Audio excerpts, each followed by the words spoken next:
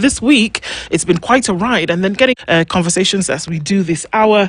Very glad to have you here. As a way of reminder, our live streams are up on YouTube, on Facebook, and on X, and our audiences are here on KTN. So always good as we get into very important conversations. For this hour, we're going to be looking at how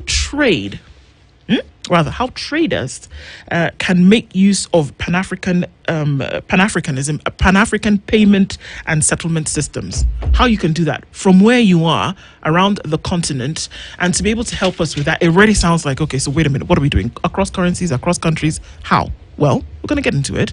And Edward Nakitare is an international money transfer expert. If you've never seen one, we have one right here in the hot seat.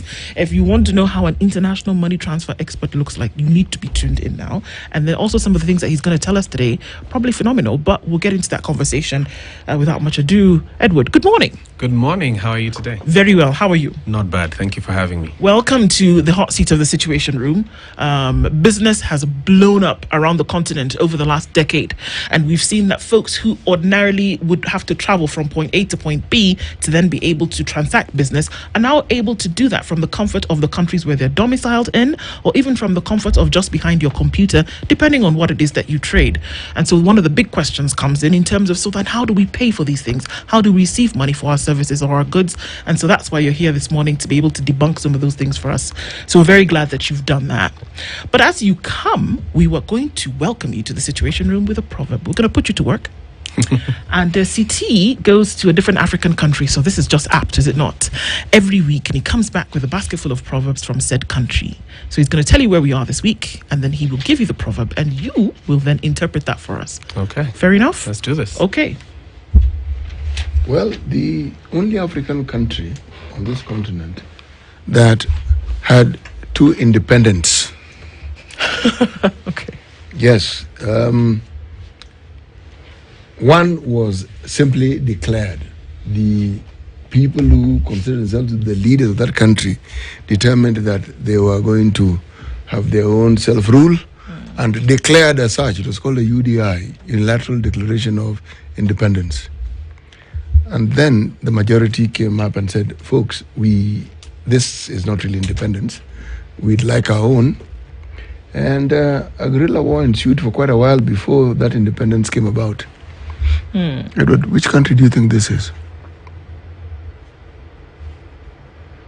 A guerrilla war ensued. Yes, there are many countries in Africa where that happened, but there's one particular one where it happened. There are two independents. One was declared by a minority group. Okay. Who are white.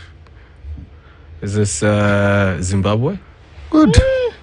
You paid attention in class. This man paid attention in class. Yes. We are in the Republic of Zimbabwe, one of the richest countries on the planet. And yet, it represents the tragedy of Africa. I keep saying this because all that wealth, all that ability, all those resources, and yet the citizenry do not benefit from it as they should. They simply do not. The proverb, there is honey, but no bees.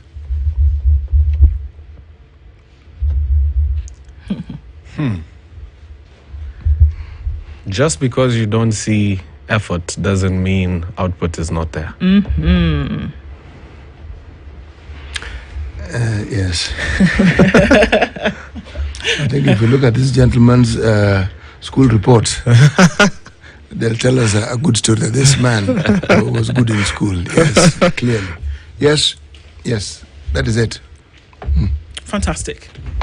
So I guess you've gotten off to a good start. Yeah. So then maybe you can debunk some of these things for us, and that, just give us an inroad, first of all, into how things have changed over the last many years, whereby, the traditional forms of then doing business and making and receiving payments was the rule of the roost. The rooster, that one, the rule of the roost.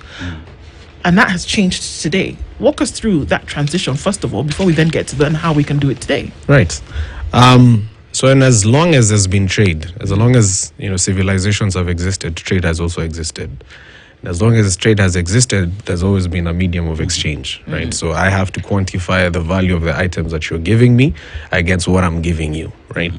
And so we started out with barter trade, where my mangoes are worth 10 mangoes are worth, say, 4 oranges, or 50 cows are worth I don't know, a hat and something else. So we moved from that and we started looking at it's no longer very feasible to have a medium of exchange for barter trade, because maybe you have oranges and I don't want oranges, but I know somebody else who wants oranges. But then how do we strike a balance? You meet at a market so that other people who have other goods Exactly. come with their goods. Exactly. Yes. And so as the world began to grow, the market started becoming bigger and, extended beyond just where you would consider walking distance or a place where you could go to. So there was need for a medium of exchange, something that everyone would look at and say, this is worth this much, not necessarily the goods that you have, right? And we had shells. It's crazy when you look at some of the things right now. When you look back and wonder, it's crazy to imagine somebody went into the river or to the ocean and collected those things and said, this is value. Like a cowrie shell. Yeah, like a cowrie shell. This is value for us. But do you understand why it was given value? Actually, no. Because it was rare and it Yes. took effort to actually get them. Not everybody could come across Yeah. it. Facts. Yes. Facts. But then I would also challenge that position and ask you, who assigns that value to the cowrie shell? Is it you who went in and looked for it? If I have never interacted with cowrie shells before. Actually, your question is extremely valid. Yeah. If you haven't, and someone shows you something that you would consider useful to you, remember the barter trade. Yeah. I had to need something Correct. for whatever somebody else has to be valuable to me. Yes. To me. Yes. Yeah. Same with cowrie shells. Yes. Even if it was just ornamental, Yeah. Yeah. people considered it had value Yeah. because for the longest time, human beings have always understood how to make themselves look better. Right. Yeah. Yes. Yeah. Okay. So the cowrie shells did have a role. Yeah. Yes. And it was determined by the people who needed it. Yeah. And over time, that interest could spread. Okay. Yes. So the underlying theme there was the perception, right? Yes. So the perception of the cowrie shells made you believe that it was of value, right? Because maybe somebody did tell you a story or did see somebody else with it, right? And I'm building into why that is very important, because that sets a foundation of where we are right now, right? Right. So then we proceeded over time and societies emerged, more people were on the earth, and we no longer could go in and just look for cowrie shells. So we had gold as a gold standard for it, so exchange of gold and silver. And then over that, now we said it's too bulky. The volume of trade became so massive. It was too bulky for you to be able to carry around, say, 5 kgs of gold to pay for something, right? So then there came in what we now understand as paper money. So you were told, for this one, say Kenya shilling, it's called a Kenya shilling. Its value is equivalent to X because it's backed by, say, a level of gold for for argument's sake. Again, perception, right? The large populace still didn't understand the value of this gold against the paper money, but they took it as a standard. Yes. It's like, this is what people are doing. Everyone is accepting it. Therefore, we're going to take it. Okay. So now fast forward to where we are right now. So you've transitioned over time from exchanging, and I like to explain it this way, from exchanging physical hard currencies, right, or physical items in exchange for services and goods, and now you're looking at I'll just send you a transfer, right? And then we had the emergence of SWIFT, which now almost became the gold standard of bank legitimacy. That if a bank is on SWIFT, a bank has been given a SWIFT code, and they're able to initiate a transaction, then almost certain there is value backed by that transfer. Again, perception, isn't it?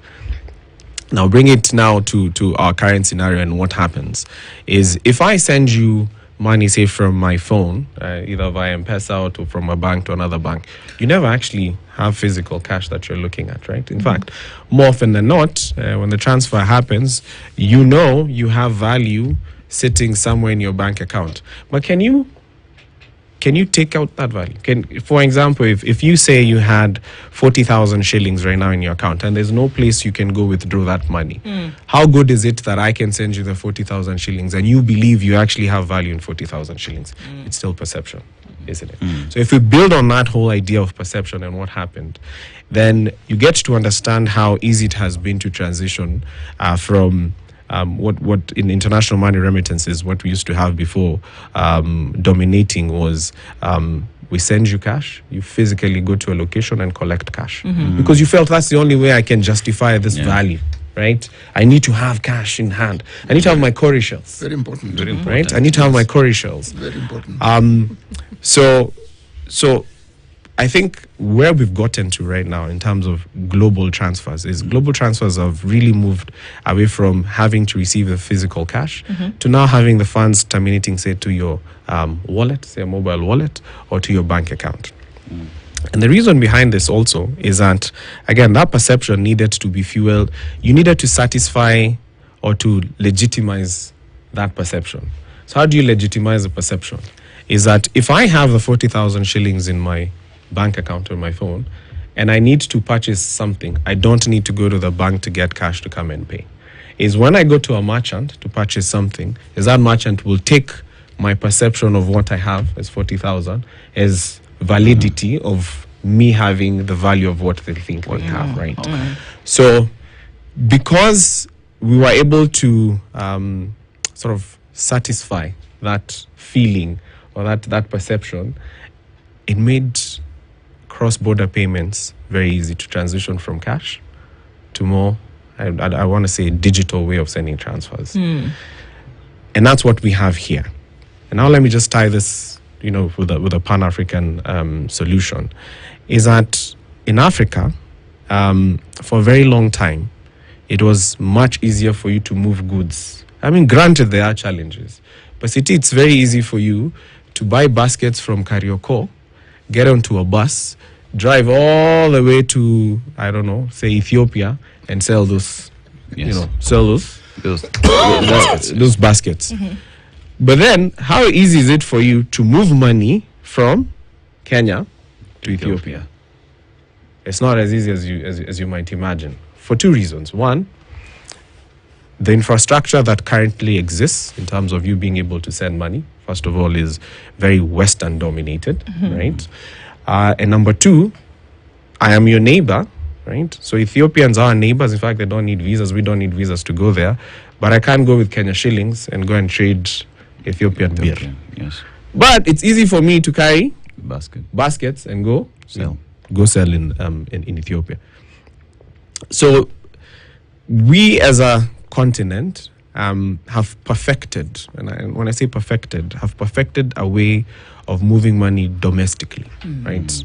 And you can just check this out.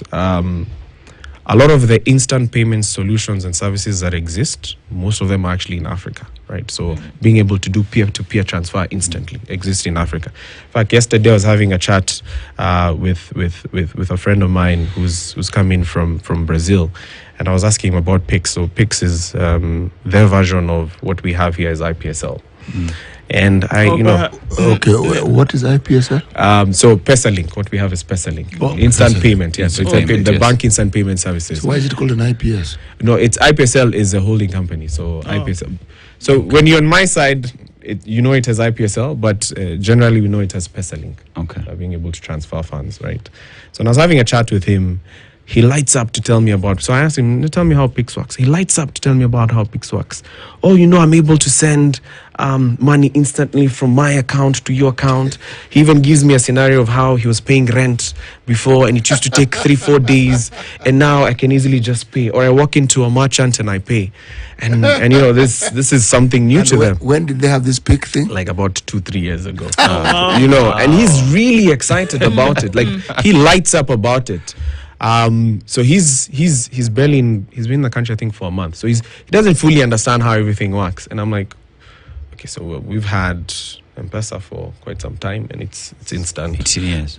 We've had PesaLink, which is instant for quite some time, and You know, and he's like, oh, is it? So how does it work? So we start now. He gets a little bit technical about it. I'm like, wait, hold on. I don't understand the technical bit of it. I understand how it works. And guess what? We've had an instant way of moving money for a very long time, right? But then, so you understand, most countries, especially in Africa, we have all these instant services that we're working on. But then when it comes to the cross-border one, if I need to move money, say, from here to Ghana, or from here to Nigeria, I don't have an instant way of sending money. And I guess that's where the Pan-African payment and settlement system came in to try and solve that problem, because it is an instant service that allows you to send money fast in local currency as well as, instantly. So how does it work? And then how are you able to handle things like exchange rates? Because the complaint has been, for the longest time that you lose if you're sending huge amounts of money and you're losing something on the exchange rate, then it becomes unfavorable. Right. How does that work? So let's just debunk it and look at how money moves. So globally, money still moves by banks. Banks still move majority of the money, right? So you have so many fintechs coming in to try and provide quick, easy ways of sending money, but money still is moved by banks. Now, a lot of pressure in terms of moving money cross-border has always been on the consumer, right? So if you want to say, like the use case I was giving for Ethiopia, if you want to send money to Ethiopia, you need to come to the bank and purchase dollars. Why? Because the guy in Ethiopia will tell you, I don't have confidence or faith in your Kenya shillings, give me dollars because I can do much more with dollars, right? So what PAPS has come in to do, right, is remove that pressure from the consumer. Tell the consumer, what do you have? You have Kenya shillings. That's what you trade in. That's what you have access to. The guy on the other side needs beard. That's what he trades in. That's what he has access to. So it brings that gap and says, bring your Kenya shillings. I will deliver the payment in Ethiopian beard. Okay. Now, because we are not yet there as a continent, and we have to call it as it is, we're not there as a continent where we say, my Kenya shillings is worth this much value. Now, it removes pressure from the consumer and puts pressure on the banks. And banks don't have a problem accessing foreign currency. They have a multitude of ways to get foreign currency. So the baseline currency, fun fact, baseline currency for PAPS is actually US dollar, right? But then it means, you don't have to come to the bank and get dollars. Just give me Kenya shillings. The bank will figure out how to get the dollars on the other side and do the conversion from, say, Kenya shilling dollar, then Ethiopian beard. Yeah. So as we talk about the movement of money, and it is a subject that for a very long time has been domiciled even with policymakers and leaders of African countries. For a fact that even right now, just in the EAC, East Africa Community, there is the aspect of the monetary policy, where we want to come around with a single value that works like the euro, So in terms of the monetary policy that is being pushed coming through, what effect would that have on PAPS in making sure that these transactions as well just happen easily? So, the East Africa, so that will largely solve our problem as East Africa. Yes. Right?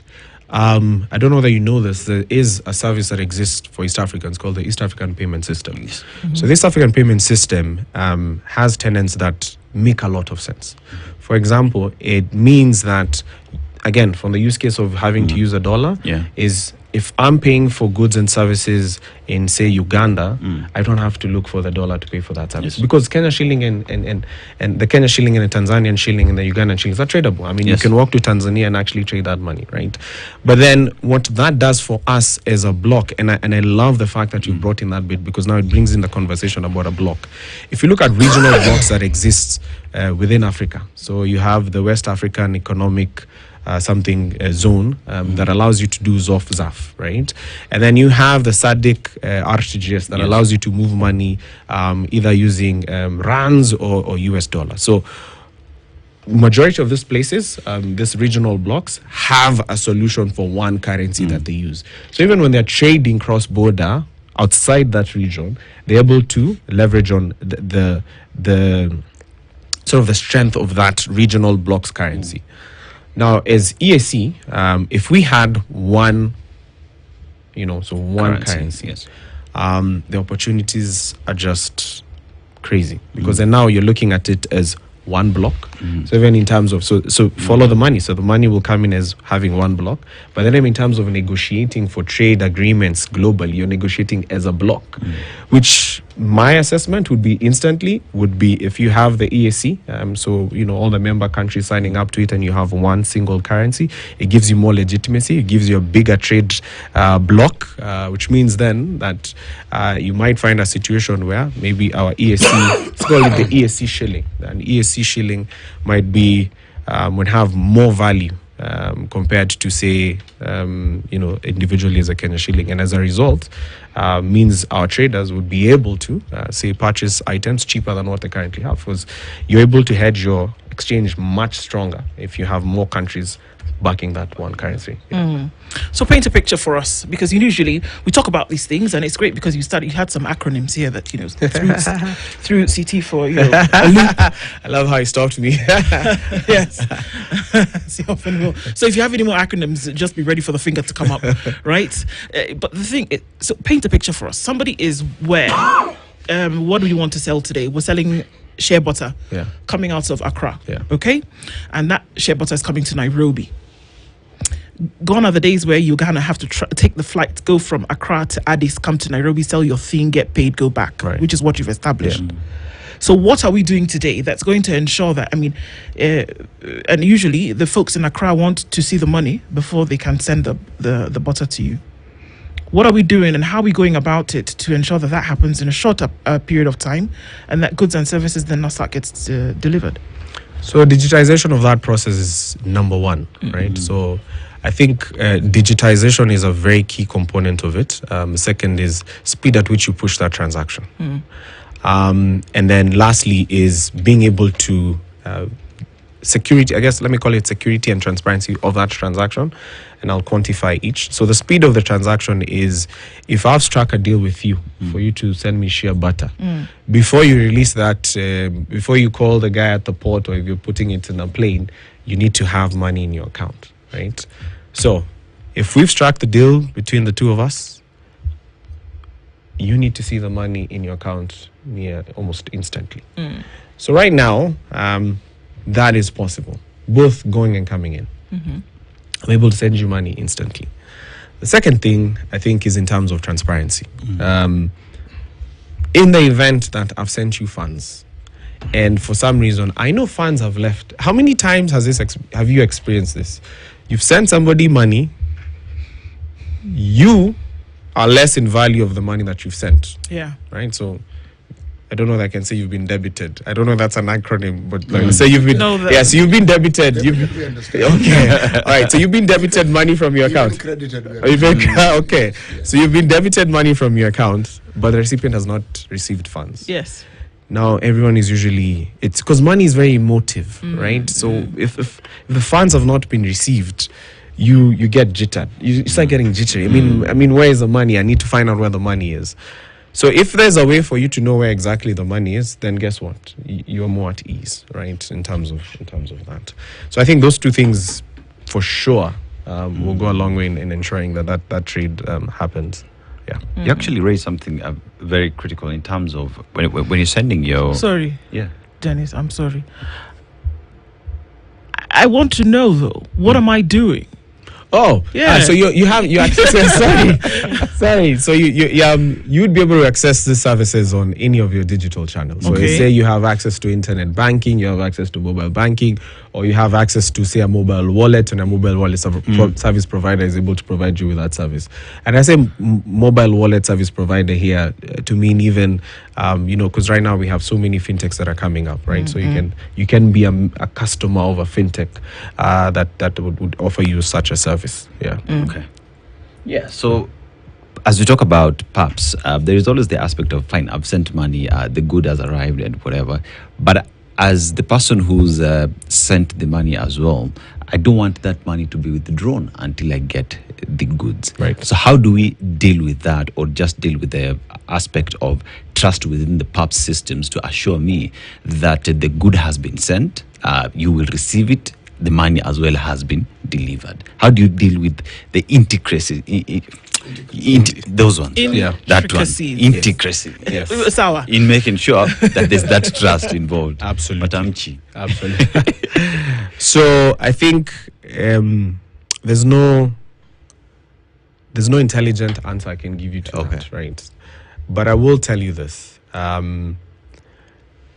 If you think about how trade, perhaps people do trade with, say you're buying goods and services goods from China, for example, right now, and you walk into Kamukunji, the guys who are importing some of those things, they'll tell you, the guy will tell you, I need to have money in my account first before I release the goods. Now, as to whether the goods will be released or not, it's out of faith. But part of how I know a lot of traders have been able to answer that question is you have to do due diligence. I mean, you don't just go online, you find a guy who's saying, I sell shea butter from Accra. And tomorrow you slide on their direct message if it's on social media and you tell them, hey, listen, I want you to ship me 40 tons of shea butter. You don't know who this guy is. You have no contracts in place. So I think a big component of it is having to do due diligence on yourself, for yourself. Because from a payment real perspective, right, the mandate is very clear. I need to be able to deliver that payment within a couple of seconds, right? Whatever happens outside now is based on you being able to do due diligence on who you're sending or you're transacting from. And more, I think trade is very interesting from remittances, just general remittances if I'm sending money back home. Because that particular element that you bring in trust. So how does this guy know that I've sent funds, they've been held, and they will have to release the goods? How would you know? Exactly. I don't have an answer for that. I want to take a break, CT. Okay. I think what I want to say is I agree with you. Oh, you agree? I like it when that happens.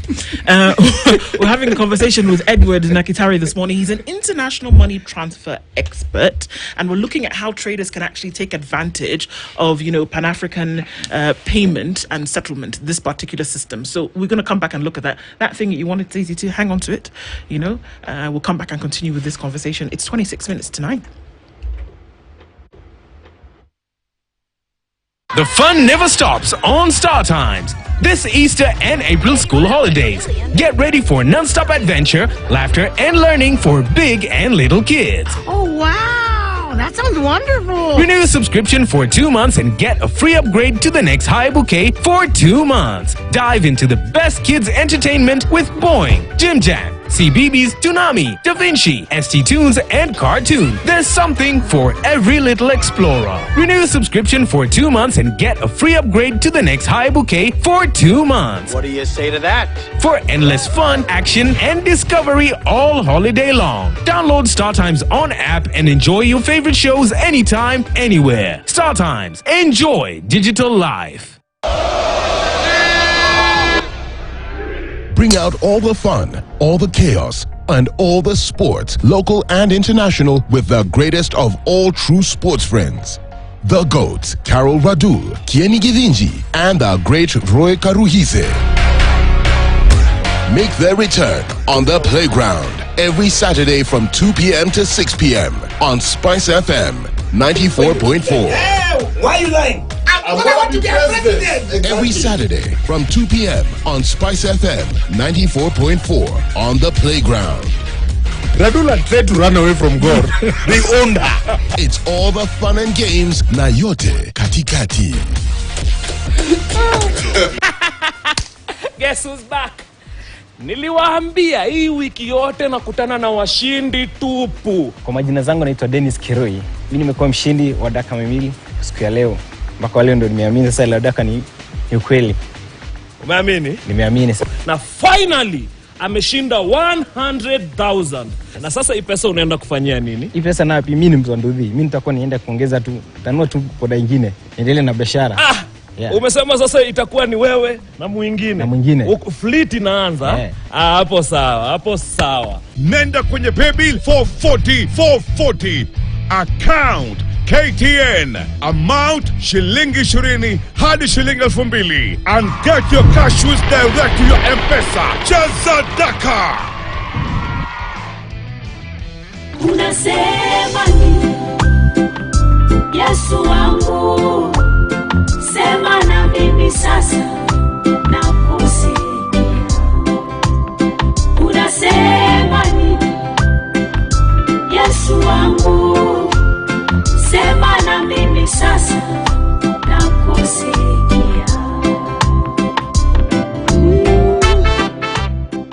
To get this Skiza tune, dial *811 *913#. KTN ndio home.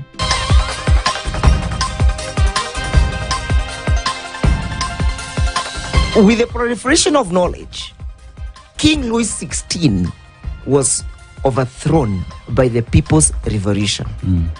So you cannot just underestimate what is happening. And the people and the sovereignty of the people was exercised as at that time. Remember what brought down King Louis XVI was the extravagancy of the monarch.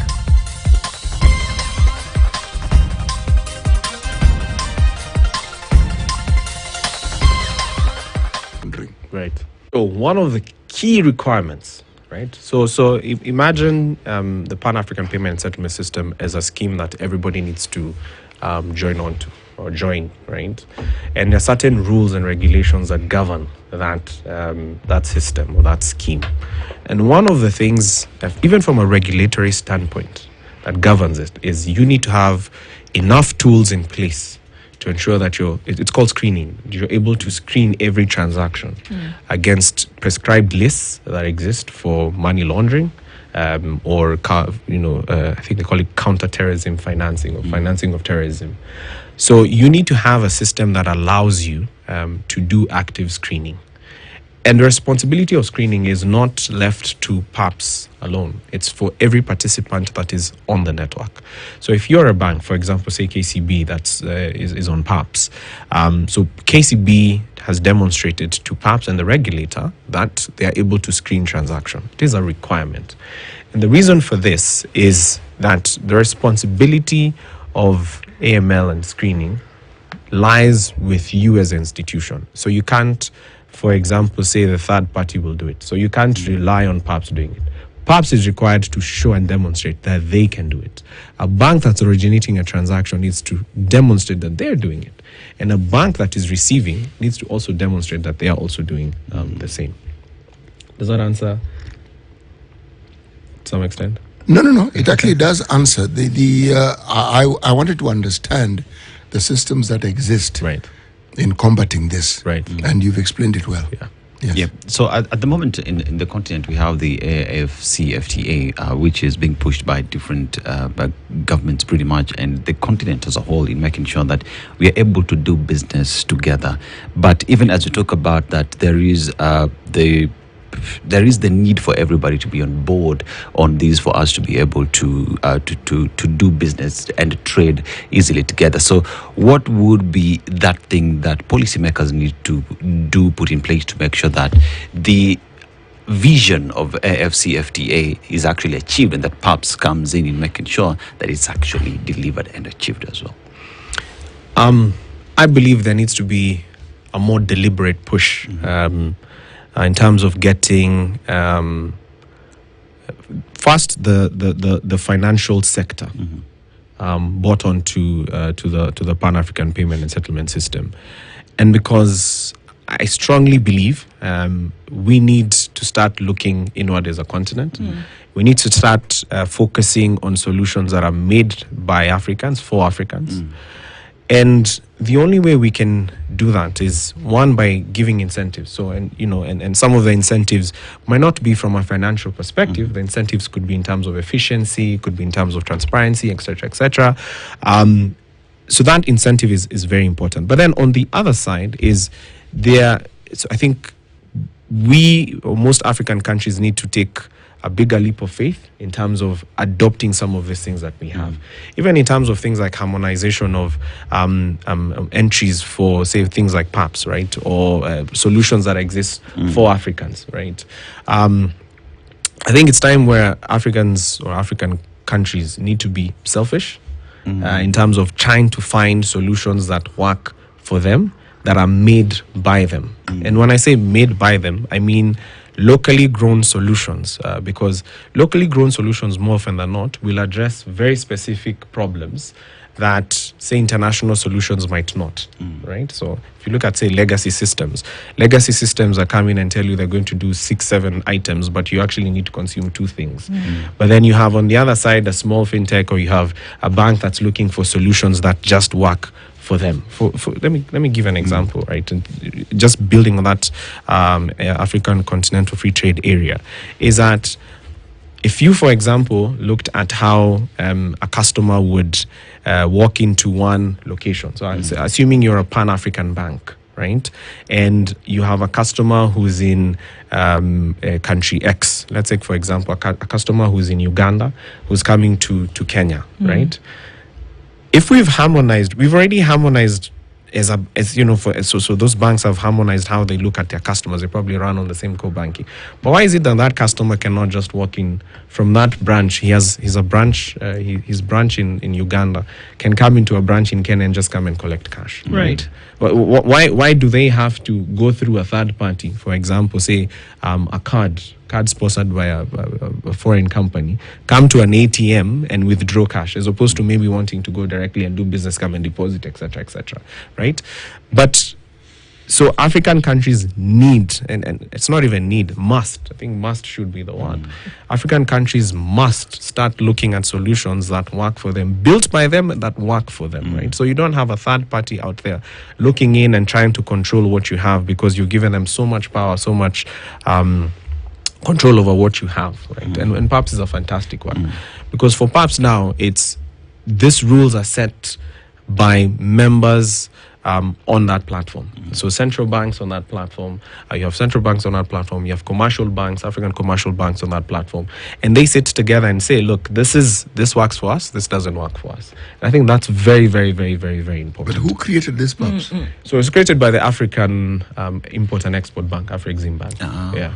So it's a purely, when I say it's a purely African solution, it is a purely African solution. Do we, especially with the new systems, I imagine, what happened with mobile telephony when we then got to the place whereby you didn't have to, be stuck to a landline or go to a phone booth or whatever those were. And then you got to a place where you could carry it around with you. Yeah. We had not even gotten out of the woods, and then we started to deal with all these other technologies that come along with it, and people had to essentially learn what it meant. Yeah.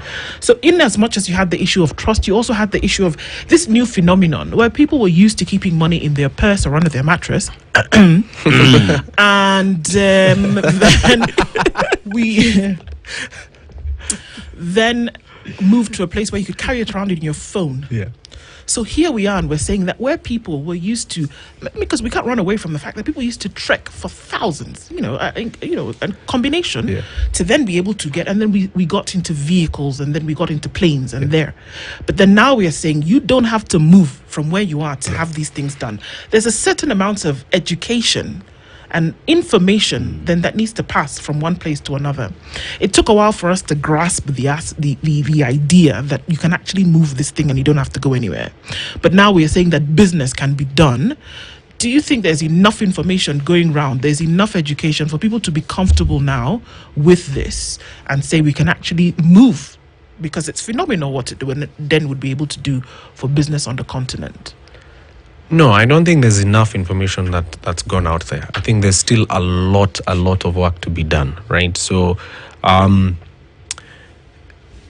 we need to spend a little more time educating our businesses in terms of some of the benefits that they get from this. And it's simple things like, now because the service is instant, you don't have to consolidate payments with 3, 4, 5 guys. Now because the service is cost effective, you don't have to consolidate payments with 3, 4, 5 guys to make a payment. You can make the payment as and when you need to. But on paper, when you look at it, fantastic. Practically, being able to convince businesses for them to see this value, I think there's a lot of work that needs to be done. And it's a responsibility of everyone, right? So it's a responsibility of those who know to educate those who do not know. It's a responsibility of businesses that are currently consuming some of these services to encourage other businesses to be able to come on board and just enjoy some of the services. Yeah. Okay. Do we find that there's a greater uptake of this mode? And if so, over what time? Greater uptake, I think slowly, yes. There is, so the thing about, I don't know whether, maybe it's an African thing, right? Where we're not very quick to adopt new things, right? So more often than not, including me, right? So before I try on something new, I'll wait to see, if Dennis has actually started it. So we do a lot of things based on referrals. Maybe because, of the society we are in, that you have to see other people doing it first for you to believe it, or it's just a personal thing, I don't know. But I will say that the uptake,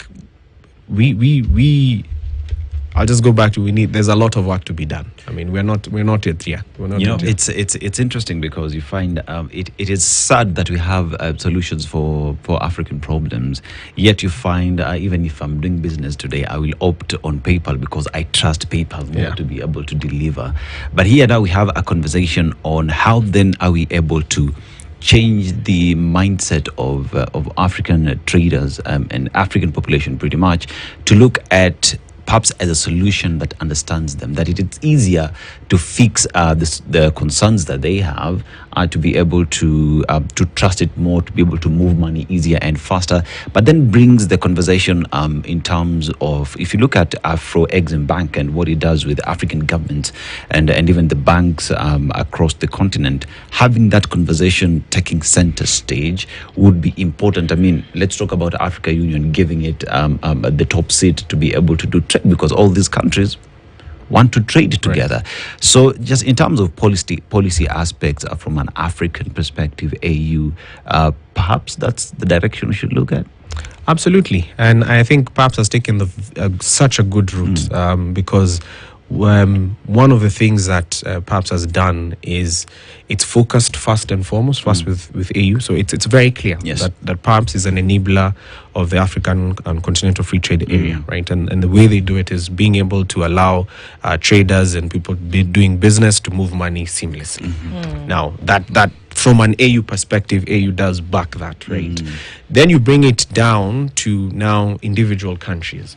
And one of the entry points for PAPS is actually central banks, right? So you sit with a central bank, and the central bank understands what you need to do. And because central bank is a police of all in the entire financial industry, right? So if the central bank has given it legitimacy, then every other financial institution will take it on. And when a financial institution has owned it because it's been given legitimacy, then guess what? Banks and all financial services have one thing in mind, right? Beyond obviously providing services to their customers, how do we profit from this? And because it makes sense for them from a profit perspective, then it becomes an item that they actively champion for. So it's sort of like a ripple effect. So you start at the top. I had a boss who used to tell me, you need to climb the tree from the top. If you climb the tree from the top, then everything else just becomes easier, right? Right. I know how you get there, I don't know, but just climb the tree from the top. Where are you trying to go? To the bottom? I'm that boss. Yeah. So but the question I have to ask is, everything you say makes perfect sense, but the two questions really: we trade as Africans with other nations more than we trade among ourselves.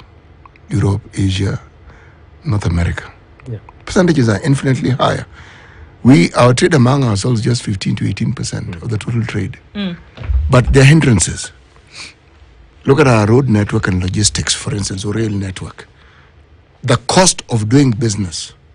There are countries that do not have sufficient energy needs. Just what we call electricity. Right. There's power in few places, but not really adequate. Now, if you list all the hindrances that we have before you throw in tariffs and just the dependency on the countries that previously colonized us, a system such as this one cannot really reach its full potential, can it? With all these hindrances that we keep having.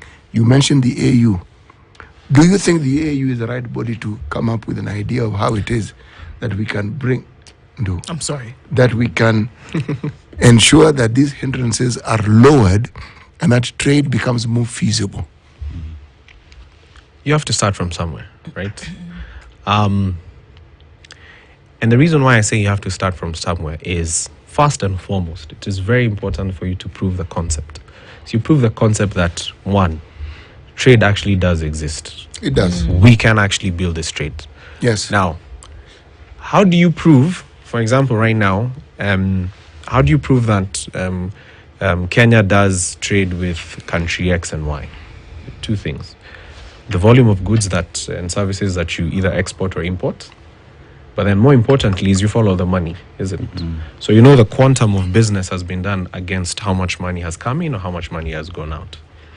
Now, if you provide, and I strongly believe in this, if you provide a service such as PAPS that allows people to just move money, guess what? Just because, and I'm not taking a side here, there are no, like say AU has not maybe provided a solution or a service of such nature, just because that is not there doesn't mean customers are not doing it. They are, but they're limited because in the absence of deliberate, very, very deliberate policy implementations that make these things possible. Right.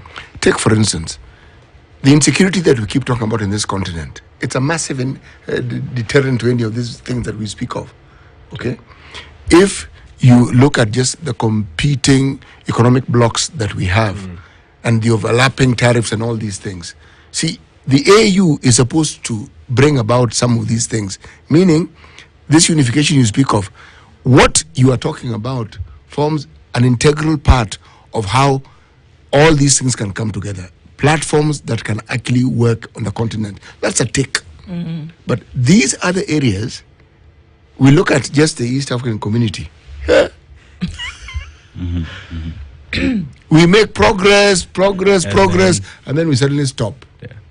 And suddenly we are squabbling about eggs and potatoes and maize. Suddenly. Yeah. Now, all I'm saying is, in the absence of some of the fundamentals that bedevil this continent, do you really think that justice will be done for a system such as the one that you're talking about? Absolutely. Absolutely. And this is why I strongly believe in this, right? And I'll quantify my answer. And when I say you have to start from somewhere, is because you will list 5, 7, 10 items that are a challenge. But the reality is this. Even with those barriers that exist, if I'm able to move money, practical, if I'm selling you this coffee mug, right, you absolutely love it. But I tell you, by the time I give you this coffee mug, I have to take it outside, it comes back, you come and get it. But you've seen value in this coffee mug. Believe me, you'll try and get the coffee mug, isn't it? But then, if we figure out a way of you being able to get it, I've already told you all the barriers that exist in place for you to be able to get this coffee mug, because you've seen value in the coffee mug.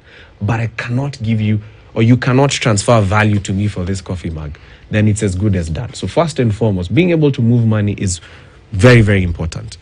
Now that creates an opportunity for traders and customers to be able to see new markets that previously did not exist.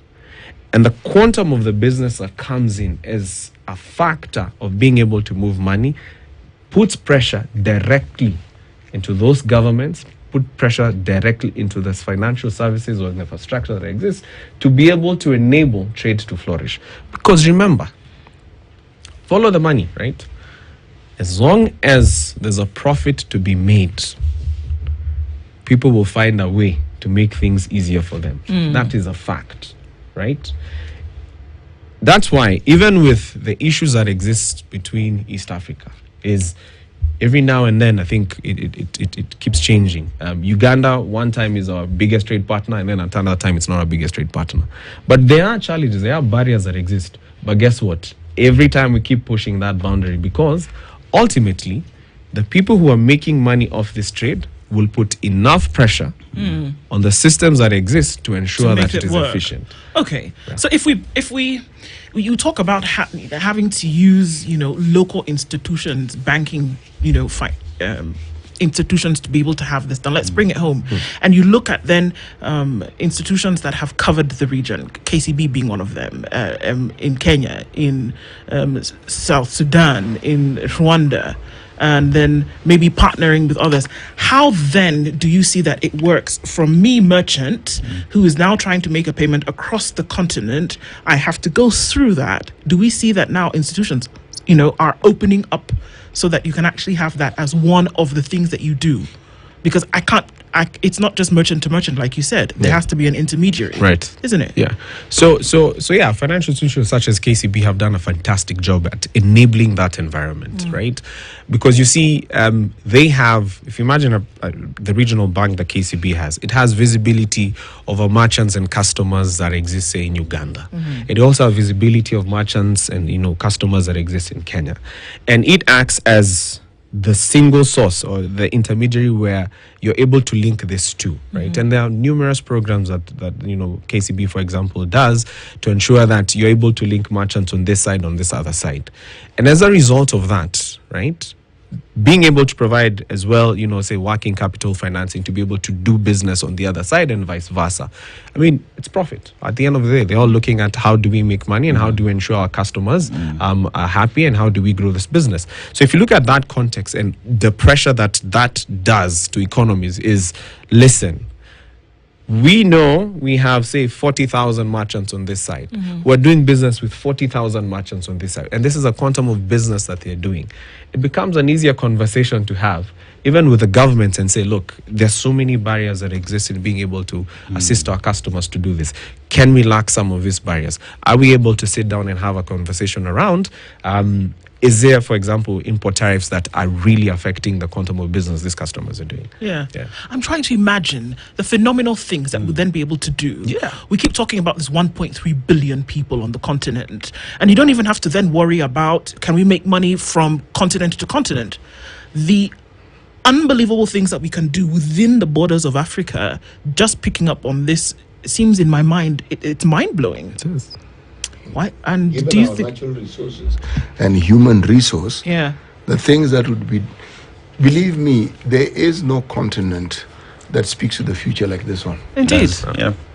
So, very quickly, do you think we're grasping enough of the potential, or do you think that we then have a hunger to be able to then, fire up that potential? We have the hunger for it, especially the generation that's coming into the entrepreneur generation that's coming into the market. Yeah. They know what their peers are doing in other markets, right? And they're the ones who are actively pushing for this sort of this integration of these solutions that are purely African. Right. Yeah. Edward Nakitare, international money transfer expert. Definitely a conversation that was worth having this morning. Thank you for being here today. Thank you very much for having me. Asante Sana. As we continue to look at those, we look here in the country, of course, and then we look beyond. We talk about the continent at every turn that we can get. And when we look at things whereby we talk about them on a domiciled nature, we can see how they can then spread towards, the rest of the continent and what then there lies in terms of potential, in terms of what we do. And those are the conversations that we have here every day. And it's good for us to look into those realities. And we continue with more in the next hour. Good morning. It's 9 a.m. Unveiling